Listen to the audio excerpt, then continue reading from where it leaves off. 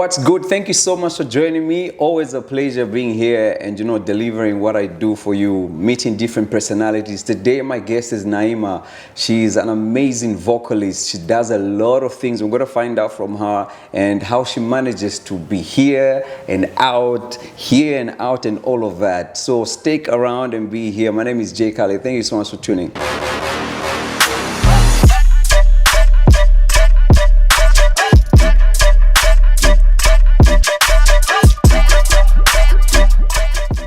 Welcome, Naima. Hi, Jay. It's good to have you here. Thank Finally, you. It's been like, oh no, we're gonna shoot. Yeah. We're making it happen. Thank you for having me. It's nice, really nice to have you here. Yeah. Now, I keep saying this to different people, right? Each time I have someone here, I just want people to know, to know the person, like this personally. Yeah. You are an artist who's obviously you are Zambian but based in South Africa. Yes. Yeah. Take me back, like just how this whole thing started, like your music career and how you managed to go, away from over here. there. Like what took you that side? Oh, wow, it's such a long story, but maybe to keep it just short, I'm Zambian, born and bred, and I always loved music growing up. I used to perform for my parents. One of my biggest inspirations came from, the 90s era of music and the 2000s.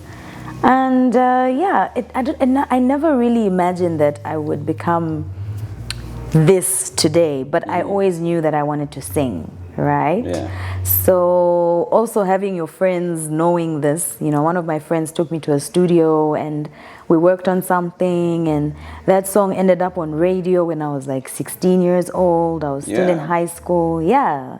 But I think just growing up throughout my childhood, I knew that music was something that I was passionate about and I loved and I wanted to do it. But obviously we needed the environment to kind of nurture that side of Naima. Yeah, and that kind of got disrupted between moving, like the move from Lusaka to Kitwe as a child when my parents relocated. But again, when something is set for you, it's set for you, right? So even after we moved to Kitwe, it was still like something I continued doing and ended up being like very young and having a song on radio at 16. So yeah, that's where it all started. It started in Zambia, in Kitwe, and just bloomed from there. Yeah. So when you had that song at 16, you were here? I was in Kitwe. Yeah. Yeah. Do you remember the song? Yes, it was called Can We Dance, and it featured J Timber, and J Floss.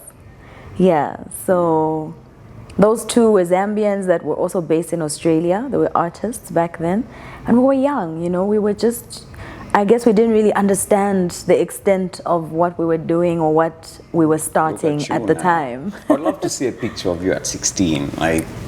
I haven't changed much, apparently. Apparently, I haven't changed much. Yeah. But obviously, people who know me will have to tell us. Yeah. Do you remember any part of the song? Is there a part you can actually sing? Yeah. So it was a club banger. Yeah. And my part was kind of like I was singing and rapping at the same time, and my name was Terra. Not Terra as in like terrorist, no. It was Terra as in T-E-R-A, short for terabytes. Because I was such a nerd.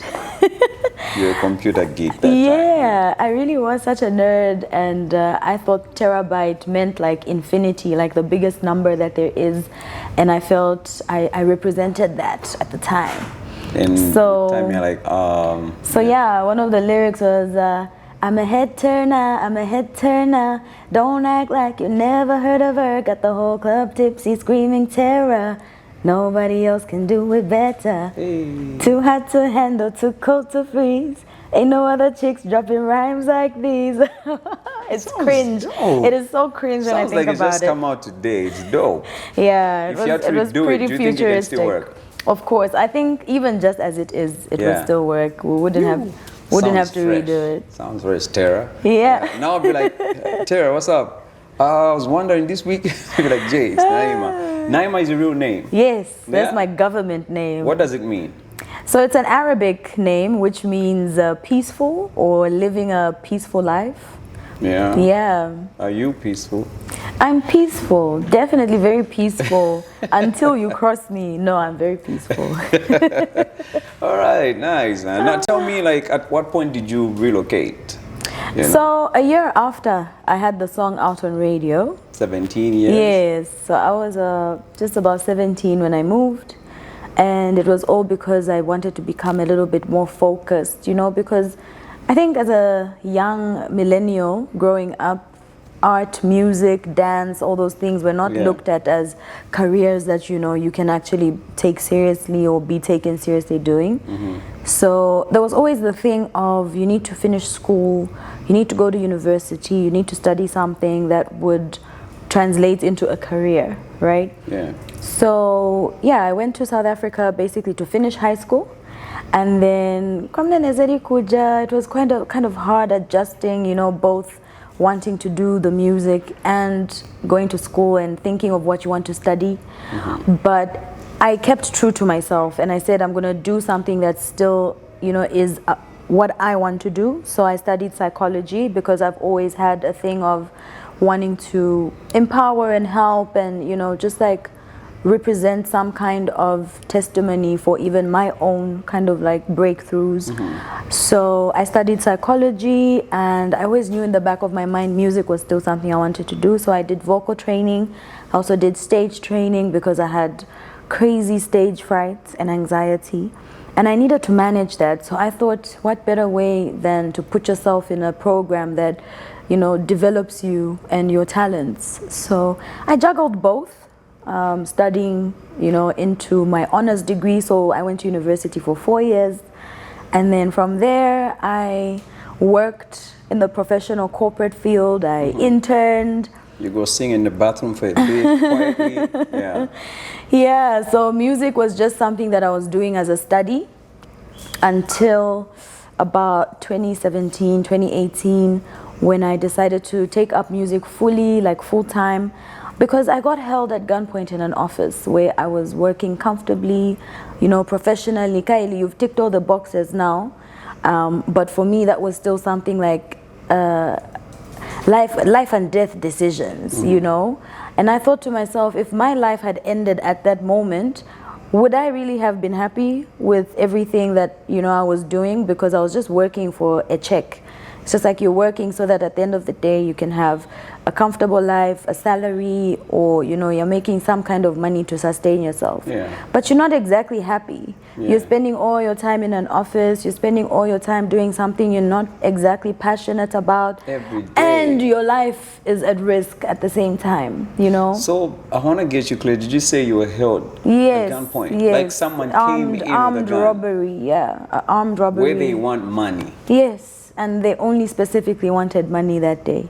But it could have come at the cost of my life, you know? Please, I know you don't want to relieve that, but like in the shortest way possible, can you just run Like elaborate? Yeah, what happened? So you are sitting. I was running a business, a factory, making plastics and recycling and branding. So I was in my office and it was a normal Saturday where I was paying the casual workers.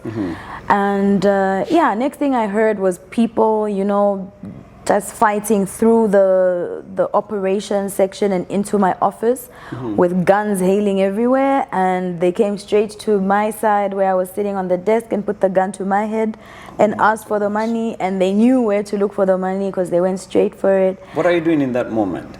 I'm literally just like frozen because you don't know what this person can do. I think in any instance we've all been taught, like in a case, in an emergency like that, you stay calm as much as you can and not do anything that can trigger you know, the person or like a perpetrator, because if anything they're more afraid than you because they're in a state of firstly just high adrenaline, you know, they're going on a fringe of what could possibly happen or possibly go wrong, and they have to save themselves first. So if anything, you have to think of yourself and stay calm in a situation like that, not to trigger, you know, like any instant reactions. So I was just calm until, you know, they took everything off of me, my phone and everything that I had in my possession, from laptops to my handbag. And they started going towards the exit of my office door, where I realized these people have my passport. Please, my Zambian passport is something I was willing to risk my life for. So what did you do? I was just like, please leave my bag. Take everything, just leave my bag. You don't need what's in there. Kaili hapa manje ni life and death. Ni amboganiza nizaenda bwanji kunyumba ngati watenga passport yanga ine. So what? What happened? Ndia kutaya chabe. They just threw the bag and took it. everything that was in it and made an escape with one of the workers' car. But yeah, it's incidents like that where you kind of now have like your life flashes right before your eyes. And what things did you think about in that moment? Well, the things I thought about was like, obviously, firstly, my family. I thought about my family, my closest family. Then I also thought about how do I just stay safe, you know, in that moment. What can I do just so that I don't do anything that will end up in, you know, an injury or just putting someone else, because it's not just me in that moment. There's workers, there's other people in the office. So you start thinking of everyone else around you. And then finally, I started thinking about myself and like, if this was your last moment, like, gosh, you know. That's it. Yeah, you kind of have a flash, your life just flashes behind in sequences from when you're very young to where you are now, and you start thinking, if this was your last moment, would you actually be content, you know? You did good, eh? Yeah. So after the whole incident, I decided to take the personal choice to say, I'm going to chase my dreams no matter what cost, because if I was, you know, willing to die for a business, then I can be willing to die for my dreams, right? I love that. I love that. We're going to go on a break. When I come back, I want to talk to you about, you know, chasing your dreams, you know, where you are today, and obviously...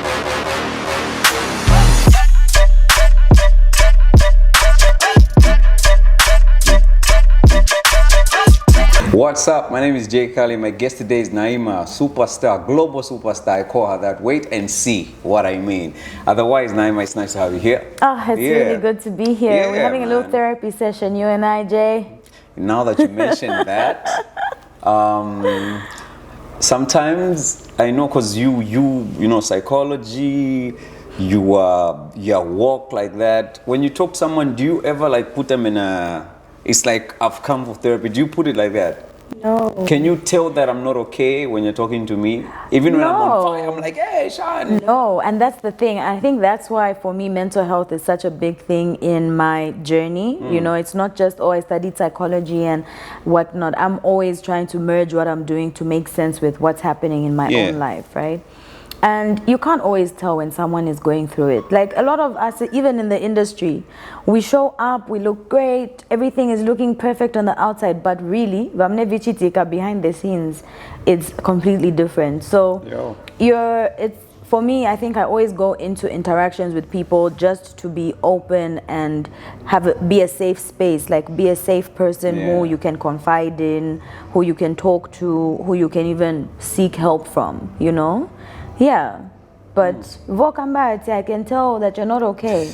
That's why a lot of us are suffering, you know, in silence, because we expect either people to know that we're not okay, or we just go about acting like we're fine when we're not okay. So it's deep, man. It is. It's deep. Yeah. Don't do bunch name. As in tribe? Yeah. Ndimutonga ine.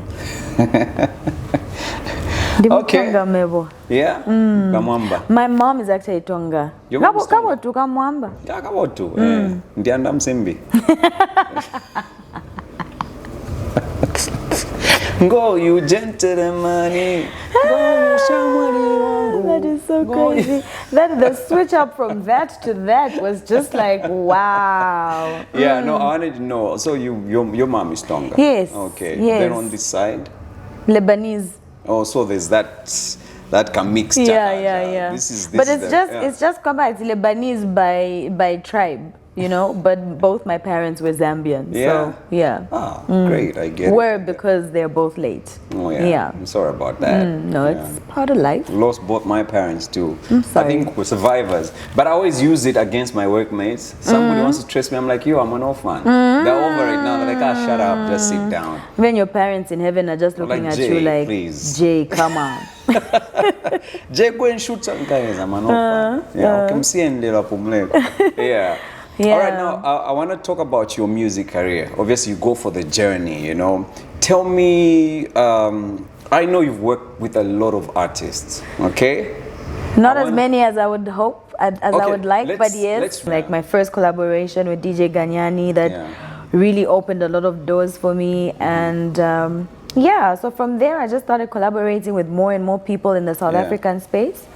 Some DJs, some artists, some producers, mostly producers, and just working on my own original music. And then from working on my own original music, I was working on my debut EP, so I had a lot of South African collabos, and my first Zambian collabo with Roberto. So some of the South Africans were like Rouge, Rouge the rapper, Fifi Cooper, Tumitladi, my friend who's also late. And I traveled to Nigeria when I was promoting my EP, so I ended up in a studio with Ladipo, and I had some vocals on that Big Energy song. From there, we came back. You're talking huge things, and you're just cruising through. You're just cruising through, like, wait. You wanted me to talk about the collabos, don't cruise through the big ones like it's nothing. So Ladipo, we ended up in studio. Yeah, slow down there. I was in studio with Nigeria. In Lagos. Yeah. I was in studio with Ladipo, and his producers were working on something, and they worked on a song and a chorus, and they were like, you know what, we need extra people for the vocals, we need females for the vocals, and we jumped on the chorus, you know, big energy when I come through, big energy. Yeah, so my voice is somewhere like, in that chorus. Yeah, it doesn't, me, I would hold it like this. Man. Yeah. I've seen Zambian artists claiming that they've worked with Roberto, others with Fireboy. There's been a lot of lies going on. A lot of lies. Yeah. I don't know if you've seen what's happening right now, because Davido is coming to Zambia. Yes. They're fighting an artist called Blake. Apparently Blake has been posting that he's worked with most of the artists from Nigeria, and one of them is Davido. So they're saying, Blake, Davido is coming, it's the best time for you to perform that night. So I've been just watching, I'm like, I know Blake personally, like, but I'm like, first of all, Blake is very talented. He is, and he's an amazing songwriter. Yes. I don't even doubt for a second that he's behind even some of the biggest songs we have in Zambia. Yes.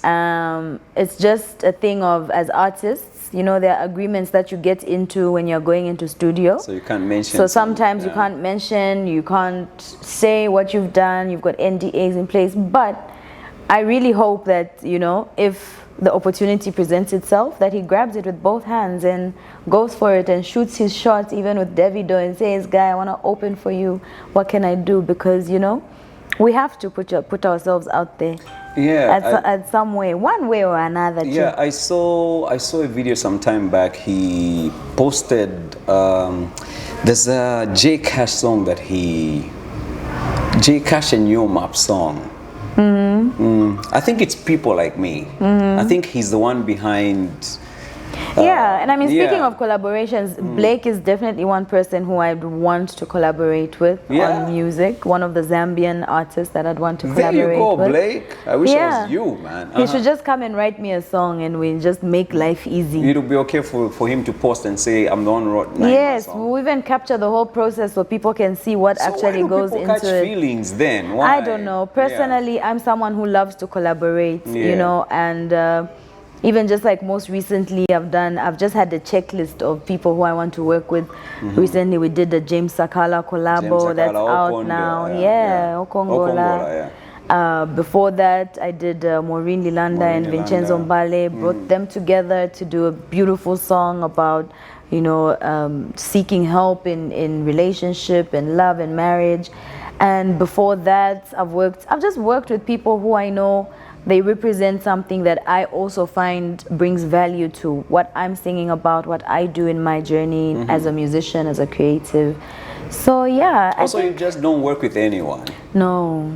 And what song is that you've done? Chimbao, like goes like Chibebe she, Chibebe. No. If I like it, I'll definitely collaborate on it for sure. So it's all about the vibe, the energy, you know, like when you're meeting people, how do you feel when you're together? Can Can you bring something unique? Can they add something special to what you're doing? So for me, that's what I look at.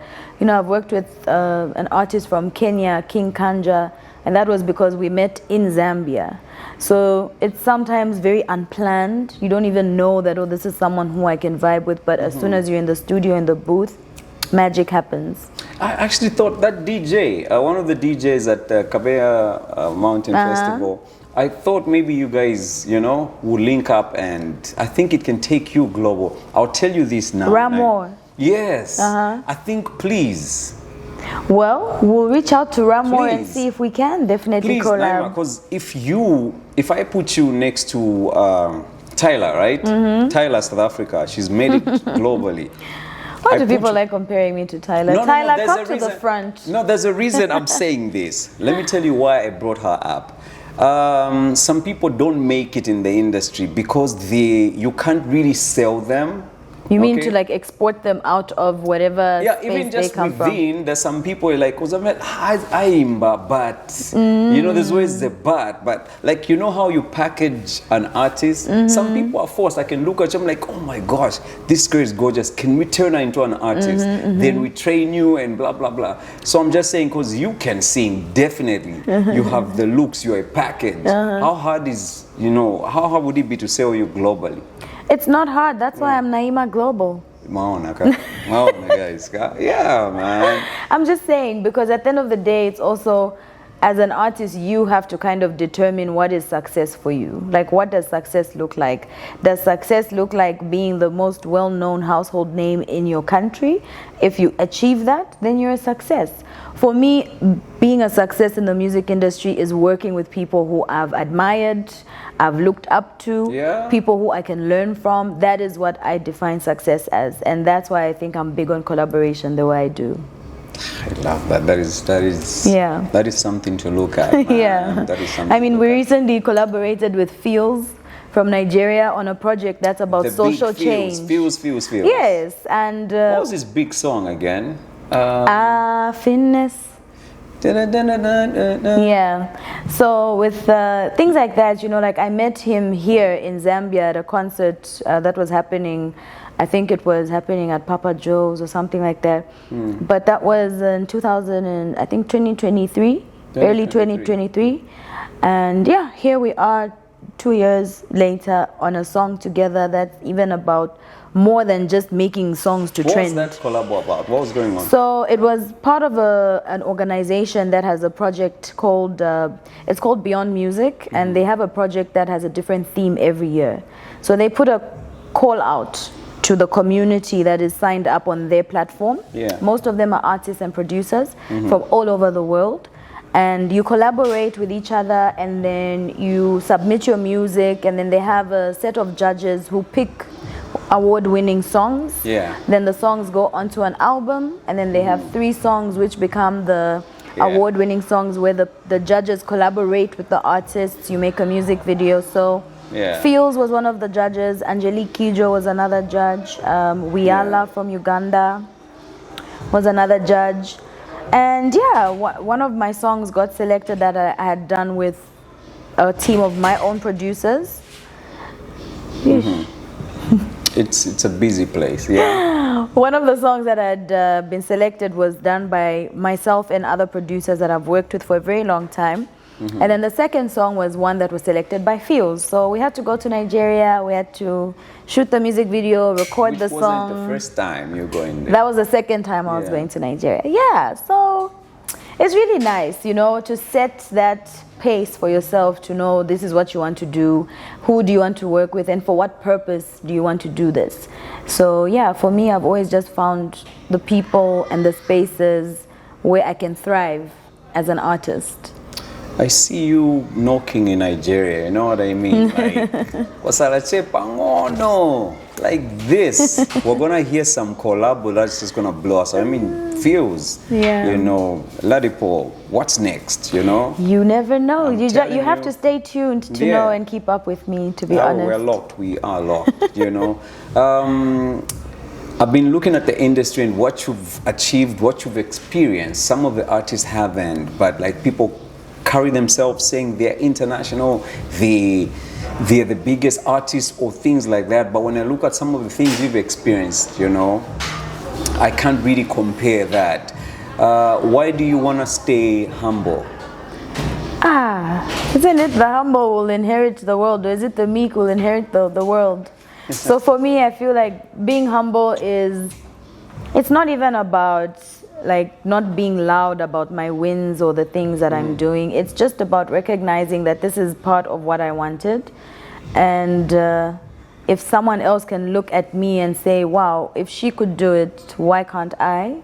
Then for me, that's another soul that has been won over to this idea that God has given you something and you need to nurture it and make the best out of it. Oh, wow. Yeah. We're gonna go on a break, but before, I'm sure after that we come and close, but before we close, I wanna talk about, like I said, your experience, you know, just the standard of music here, and the standard of music where you've been, you know, like, what are we doing? Are we winning? Where are we going? You know, all of that. Yeah, and we need to drink to that. Let's drink to just making fire music and being on the show. Yeah, don't go anywhere, stay right here.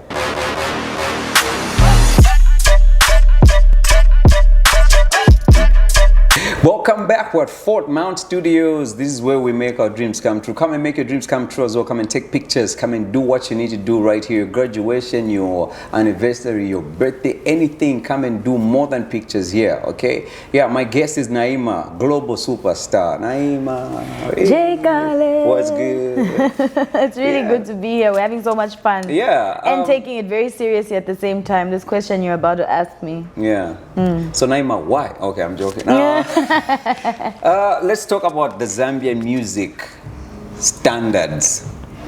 We've listened to Nigeria, we've listened to South African music, Tanzania, Kenya, Malawi, which is growing right now. You've experienced so many countries, music from different countries. You've associated with different artists, global superstars. How do you rate Zambian music? How do I rate it? Yeah. Can I just take a sip of my clear my throat? How do I rate Zambian music? I don't. No, I'm joking. You know, Zambian music actually has a standard. When you look even back in history, we've always set a trend or set the bar for something that has actually gone global, but we are not the ones who've taken it there. And I think one of the things that I find other people have in common, you've mentioned South Africa, Nigeria, Malawi, and all these other, we can even include Kenya in this equation. They have something in common, and that's community. Wherever they go, they push each other, they promote each other, they'll help each other. You know, even if it means I have to kind of take a step back so that my friend can go a step further, they do that. And they send their music. They send their music to other people to mix and master it. So they have that other standard out there. And yeah, I think that's one thing that Zambia is just taking the step towards like now, is creating a community. You know, you're starting to see the Zambian independence events happening in the UK, in Australia, and different countries. So I think we're getting there. We are getting there. It's just a matter of us banding together and having a community. Yeah. Yeah. Naima, like, are you rich? Like, am I rich? I look rich. I want to know, like, how do you manage to do all these, you know, moves? I look rich, yeah. This is why they say looks are deceiving. Don't judge a book by its cover. Yeah. So I think I'm rich in connection. I'm rich in passion, and I'm rich in ambition. Those things put together help me find opportunities. They help me have the confidence to be out there and put value on myself, you know, and go into rooms knowing that I bring something valuable to those rooms and to those people. And yeah, that's how I manage, just based off of merit, of my skills, my talents, things that I'm passionate about. That's how I manage. What about some people would say pretty privileges? Yeah. Do you experience that, or do you think you have? You sometimes you win because you're pretty. So a lot of people talk about pretty privilege, but do they talk about pretty disadvantages? There's such a thing. Yes, you can look it up actually. Okay, let's start with pretty privilege. Then you go There's to. no such thing as pretty privilege. Sometimes how you carry yourself is what makes people get drawn to you. Doesn't matter whether you're light skin, long hair, short hair, tall, curvy, slim, like it really doesn't matter. It boils down to how you carry yourself. And if you carry yourself in a certain way, you attract certain attention. Yes, that's all I can say. Whether it's pretty privilege, I wouldn't say it's pretty privilege. In fact, I've had a lot of disadvantages because other people consider me pretty. I've never stood in the mirror to say, wow, you're pretty, Naima. You know, I look at myself in the mirror and I'm just like, wow, you're actually created in an image of a bigger creator. That must make you so unique. That's why you're attracting certain attention, is because of your uniqueness. So those people that say Naima just wins because she's pretty. I wish they could come and just walk in my shoes for a day or two. They definitely change that perspective. They'll definitely change that perspective, because I know it looks very easy. Well, she's just, you know, winning because she knows people, winning because you think she's rich, winning because you think she's pretty. But at the end of the day, it really boils down to the amount of work you're putting in. And how you can tell when people take you seriously is how far you go in whatever it is that you do. And I think I've just carried myself in a way where people respect what I do, and also they see the value in what I bring. Any artist hit on you and you don't talk because they hit on you? Yeah, I've been blocked even by some people because I refused them. Some people told me to say, you know, come to my hotel room or else you won't make it in this industry. And I said, that's fine. You know, I don't think anyone has that much power over my success. Yeah.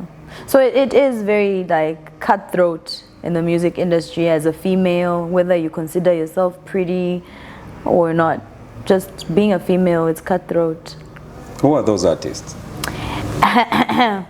Just wait for my biography. One day I'll write a book, and then you can buy the book and read all about it. Mutima Bwa. You talked about is that this disadvantage of being pretty? I mean, that's one of them. Yeah? That's one of them.